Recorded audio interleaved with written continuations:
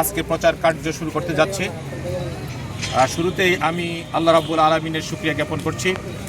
সাথে সাথে আমি আমার নেতা এবং কর্মীদের আহ্বান জানাচ্ছি, নির্বাচনী প্রচার কার্য পরিচালনায় যেন কারো পক্ষ থেকে আচরণবিধি লঙ্ঘন না হয়, সুদৃষ্টি রাখার জন্য, সজাগ থাকার জন্য, সচেতন থাকার জন্য আহ্বান জানাই।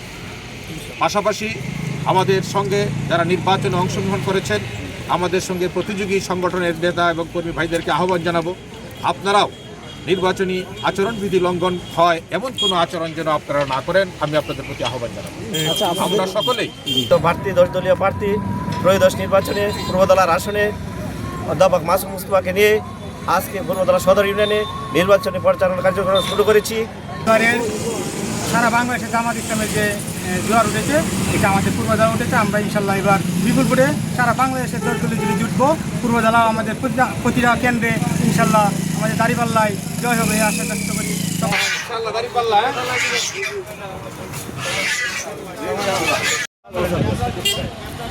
বাবা